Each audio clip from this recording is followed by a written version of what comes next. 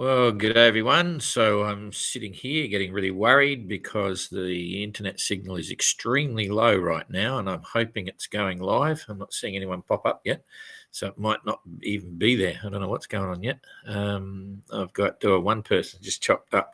So if you're hearing and seeing this, just let me know because I'm on one bar of the 5G, so hopefully it's coming through. Anyway, not a lot of news today, other than all the tweets coming through, which is good. And we'll go straight into the tracker. We're keeping an eye on that storm coming down for Explorer and Sterner, and everyone at the other end of the fleet is interacting with the big high, and it's going to be a bit of a game changer by the look of it with some of the people. So all kind of fun. What else can I tell you? That's really about it. I've been very busy today, so haven't even had a good look to check out what's going on with the tracker, other than decisions last night and this morning on what we'd do with Explorer and Sterner. So here is the tracker. If I get on there, I've got it here. So we'll come back to this in a minute, but obviously you've got the big high here, and Penduic is having to tack across the top of it, waiting for the center to go underneath them. Translated, you can see they're headed due north, so they're not making any easting at all. And while that's happening, of course, Spirit of Helsinki is going directly east, and they're holding to weather on the northeaster there. So some fun stuff going on there, which we'll get to in a minute. And before we go there, I'll just explain what's going on with Sterner and Explorer. You may have seen, you probably know about the big storm that's coming on around late 29 or 30th. There's a big storm coming. So we looked at the options, and I'll come back and I'll speed this up a bit and show you what the issues are. First of all, they're coming down here. They were holding on 40 degrees south latitude, just going to the east, but then early this morning, about 7 o'clock, told them to head southeast straight away and try and get to 3440. And I'll explain 43 south, 44 east. And I'll explain what's happening here. You can see here there's a bit of breeze there, so it's kind of nice, and they should be able to get on this breeze. They should be able to get southeast pretty quickly.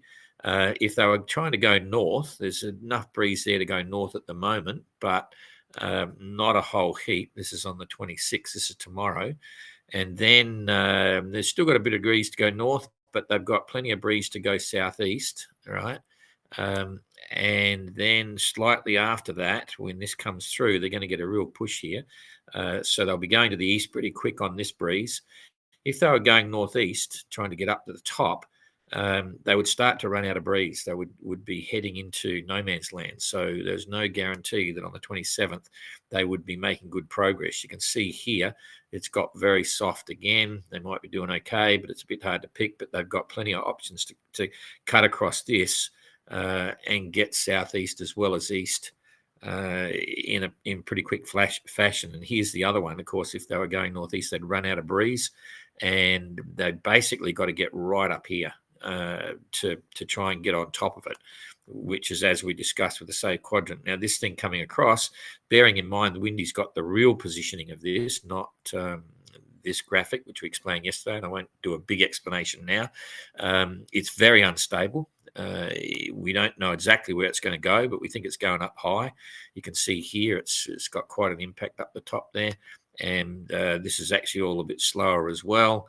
The center's distorted again, all a bit tricky. Whereas if they're coming down here, there's every prospect of them not having to deal with too much of that.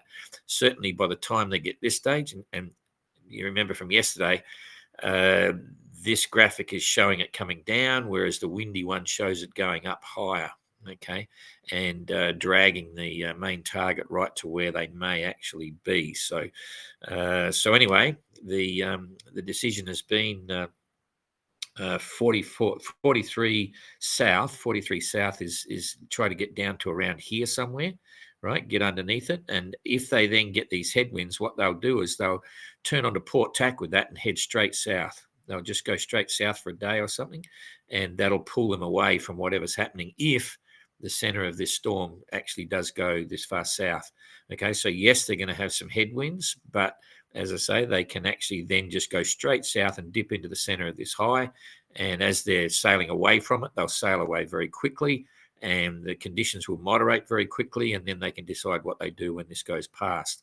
It gave them a degree of certainty, because we've seen what can happen with these tight little ones, um, over previous events, and it can get really quite nasty if you get caught in the wrong spot, because as much as this is the safe quadrant to blow you out of it, if you get caught in here and this isn't going to be the real position, we don't believe, this is really vicious, and the sudden change of wind direction and sea state gets very uncomfortable.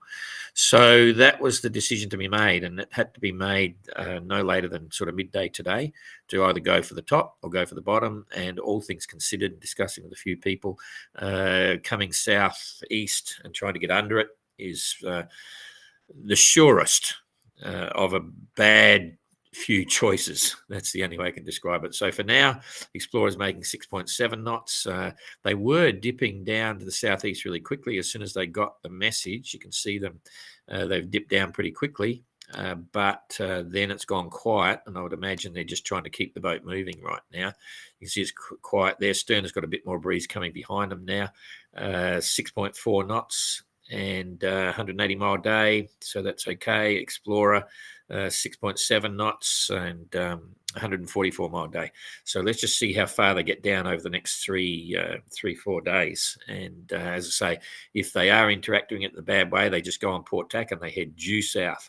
They can just go bang. They're not making speed to Auckland, but they're sailing directly away from the centre of that low pressure system. So that's the plan there. And now heading back across to the rest of the fleet here, some few thousand miles ahead, all kind of having fun. Can we get them all on the one? No, we won't, but we'll start from the back of the fleet here. So this is the weather now, and White Shadow, nice northwesterly, doing 9.8 knots. Conditions would be blowing 30, gusting maybe 35, 37, something like that. 143 mile day. Sea state's probably about 3 to 4 meters, doing okay. Neptune, 8.8 knots, in a reasonable sort of northerly, again, 30 knots, gusting 35, probably 3 meter sea, maybe up to 4, but probably more like 3, 200 mile day. So very happy with that. They've actually pulled away a bit from White Shadow over the last week, so that's encouraging for them. And then Evrika, 8.6 knots in the northerly, enjoying that. They'd be around 25 to 30 knots. And Outlaw doing the same. Nice ride, pretty much going flat out, 9.5 knots, 210 mile day. And really going for it. Galliana with Secure down south. They're managing 8.5, 206 mile day. Anything over day, believe me. So they'd be happy with that. Triana, this is going to be interesting now, because the IRC, the front boats are stalling, so it's going to change their rankings quite a lot. The tail enders are going to catch up to them for, they'll get maybe an 18-hour break on this or something. So Triana, 7.8 knots and 178 mile day. But when you look at they're sixth in line on us, but third now in IRC. So that's very interesting. Very interesting indeed. And L'Esprit de Keep, 7.2 knots and a 182 mile day, 6th in IRC, 5th in line honours and 4th in flyer class. Here's where it's going to get interesting now.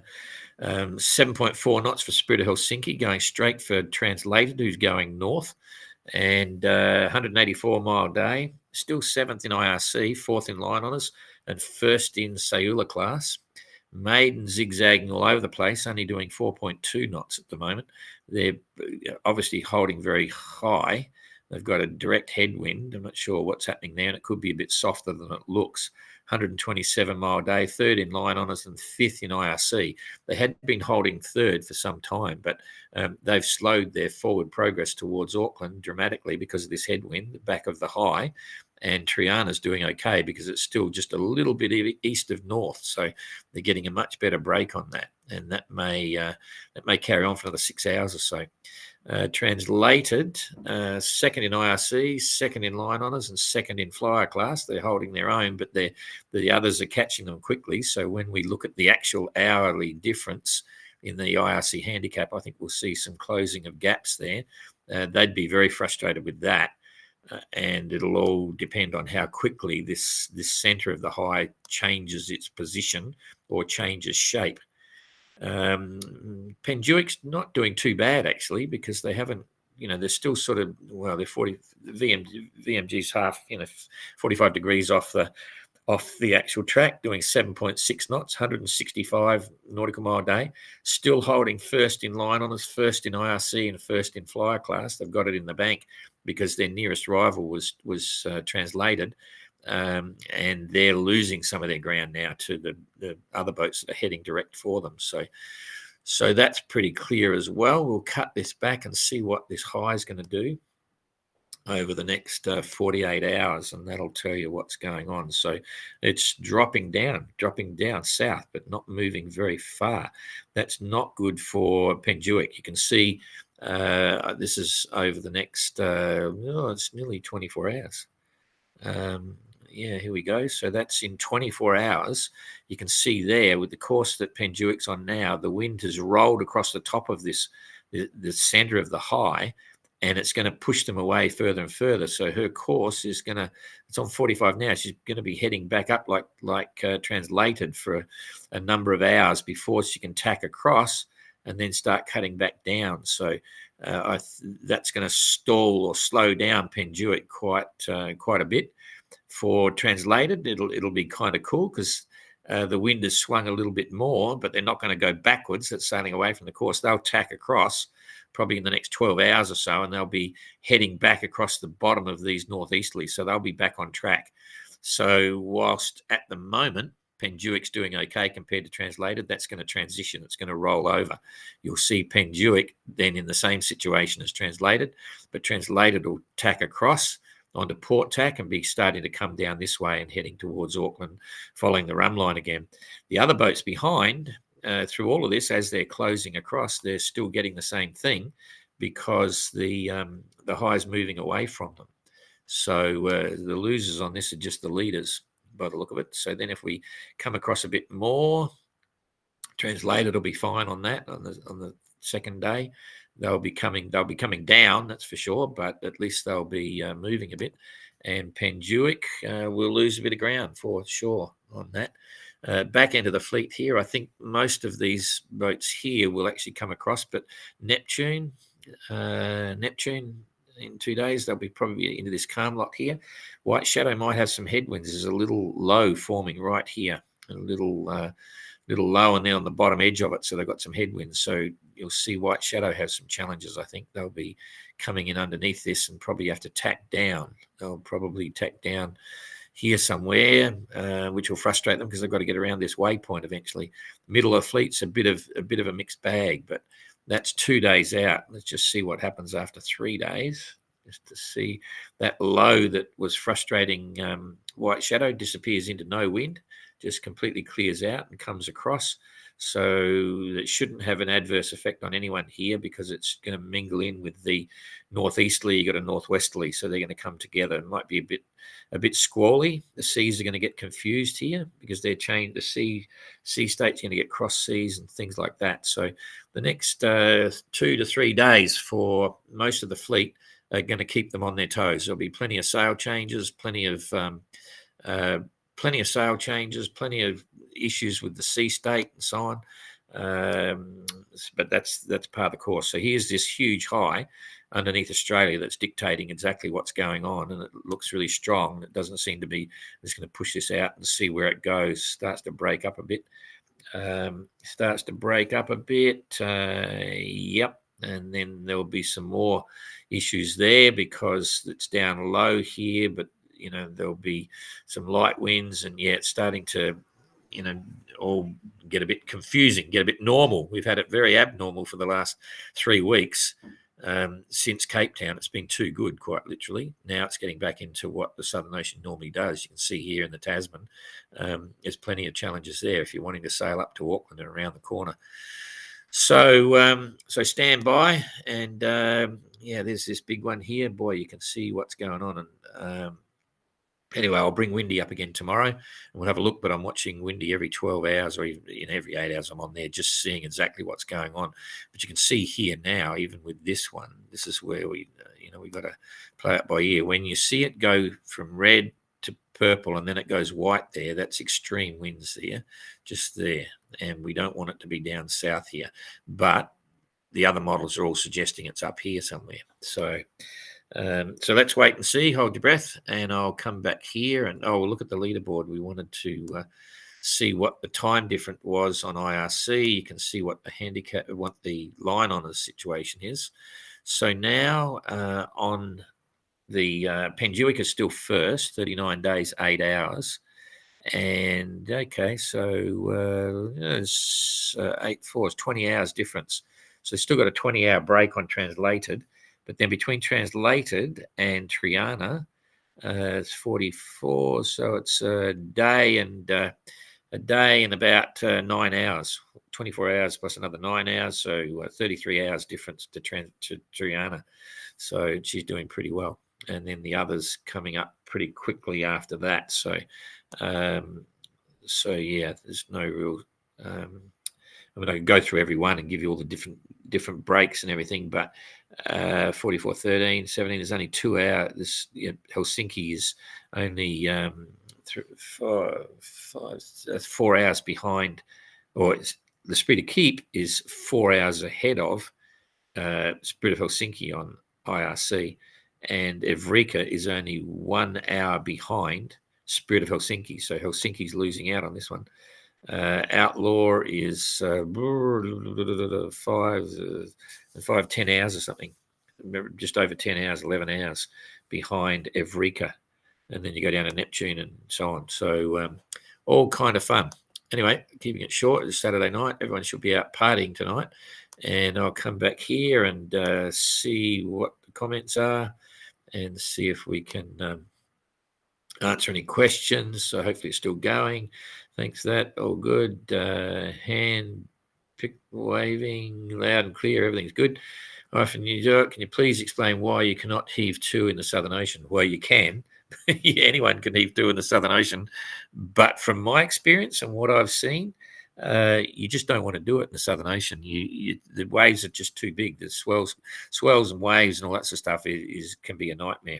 We had the first GGR, one boat hove to in 30 odd knots at 3 meter seas, 3.5 meter seas, and got rolled over and dismasted because they can get really nasty down in the Southern Ocean. And hoving to is really a good idea to have a break and settle the boat down. And in certain sea states, you can do it. But you've got to be very careful in the Southern Ocean. Usually, because you've got sea room, you're usually better off running before it and sort of relaxing there as well. That's just my personal opinion. I'm not saying you shouldn't, but in my opinion, you need to really think about it when you hove to in the Southern Ocean. Conditions can be quite tough, and you do have sea room.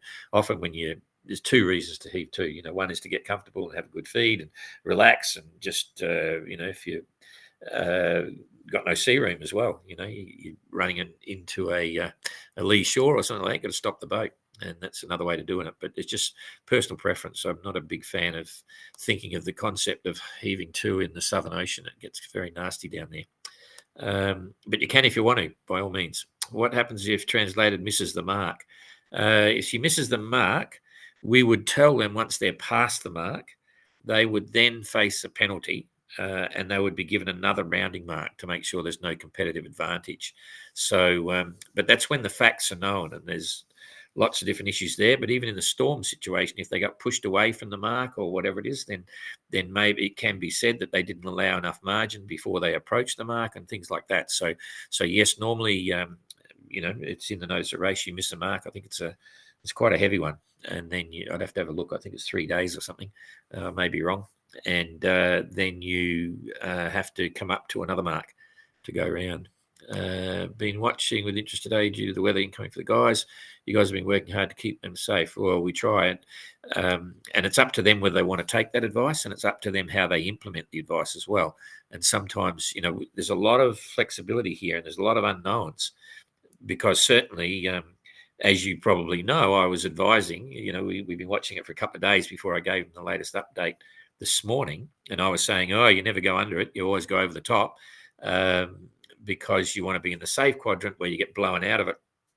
The problem with this one is they may not be fast enough to get up to the safe quadrant, and the worst winds there are in that what is the safe quadrant where you get blown out. But if you get cornered in the center of that, it's really nasty. And we've had bad experiences with a couple of boats in previous events in exactly the same situation.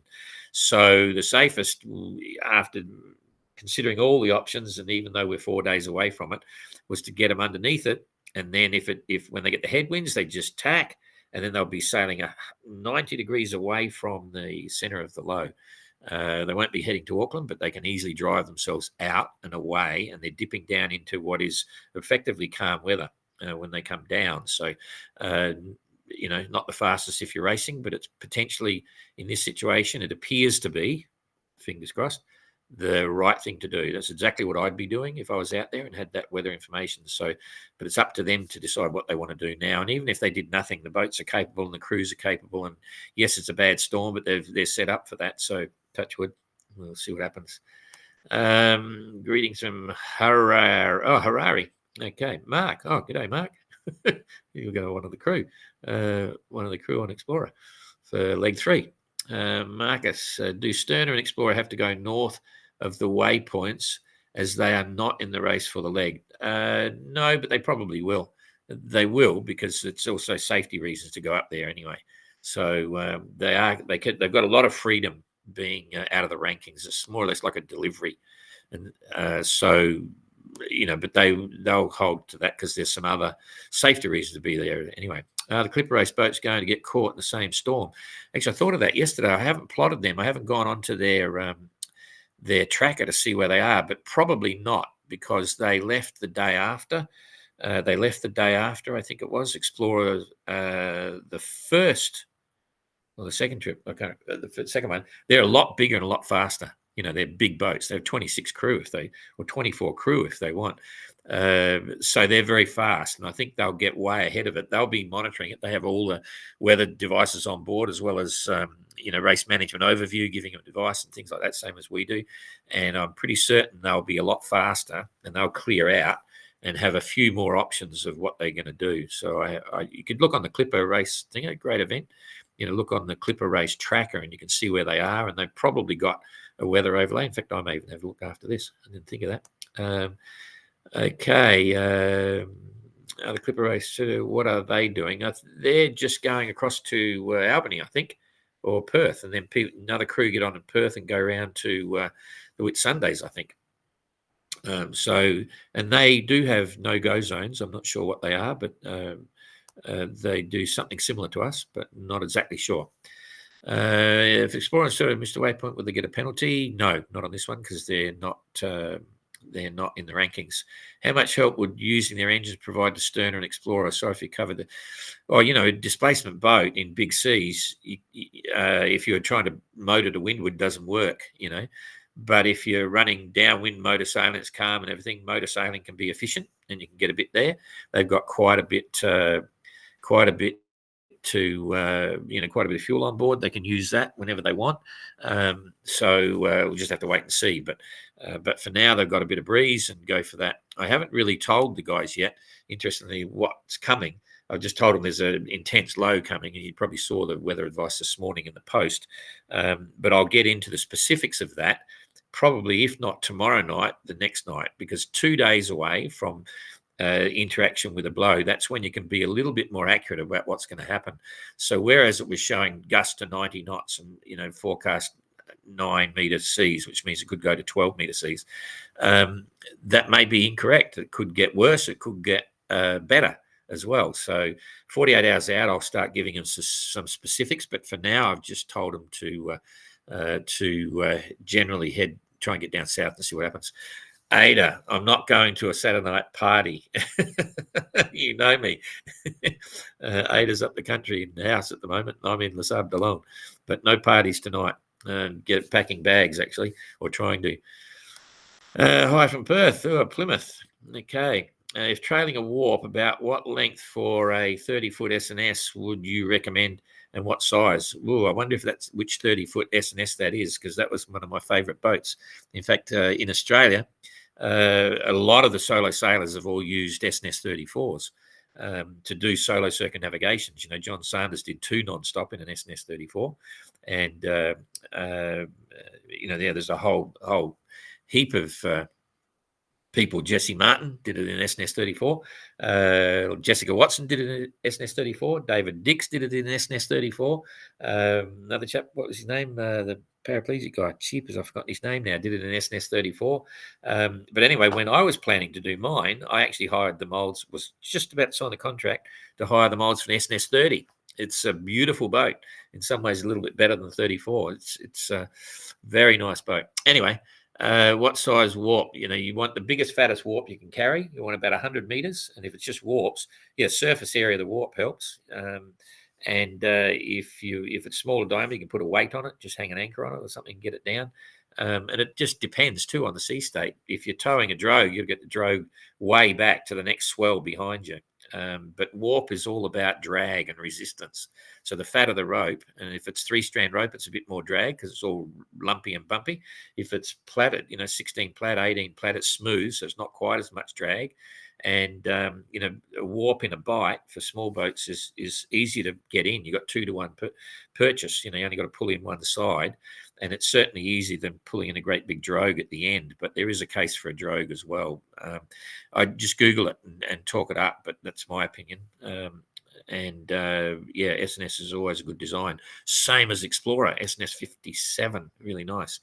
Hi, Margaret. If south is the wrong place to go, then it would be too late for any other correction. Yes and no, but remembering what I'm saying, if you've got it's going around in a counterclockwise direction. So you're back the front, but it's counterclockwise. So if you're down at 6 o'clock on your watch, you're going to have headwinds, right? And because you've got room to maneuver, when you've got the headwinds at 6 o'clock, if you're going to the east, you can just tack, right, and head due south. You just go straight south and you're driving away from it, okay? And because we know there will be a high underneath it, we can see that forming already. You're driving out of the low into the high, and the sea state, everything drops off really quickly. And when you get there, you've still got light and moderate headwinds, and then you got to look at what happens with the high. But in this instance, it's safety rather than racing. If you were trying to race and win a race, you would have another set of circumstances where you're inclined to increase the risk factor of getting caught in the middle of it if you can't sail far enough up, because when it's all come and gone, you've at least got favorable winds that'll get you racing really quicker to the mark again, But in this instance, it's not about racing, it's about safety. So it's a very tricky compromise this morning when we finally made the decision to send them south rather than north. And the biggest reason not to send them north was that we don't think there was enough wind and time to get them up far enough. And there's every possibility that the low will be up high again, right? We don't know where it's going to go. These are all the variables. But comparing the various models, you've got to analyze the risk on all these various subjects. And the black and white safest was to go south. And the moment they get headwinds, they just tack, go on port tack, and just head straight down south. And they should be able to get away from it relatively easy. So, there's so many variables, your approach, how it's coming towards you, all these different things. But generally, my conversation leading into this pressure system from a couple of days ago is still correct. You want to try and be in the safe quadrant. It's like it's a cyclone or something, so you get blown out of it rather than sucked into it. But in this instance, they'll be on the edge of it, and they can easily drive out of it just by heading south. So let's wait and see what happens. And there's no right or wrong in these things. It's just weighing up the issues and looking at the various options. And that's what we've done. So let's hope it works out. Time to go and hit that party. So I think that's it for tonight. We'll see you tomorrow.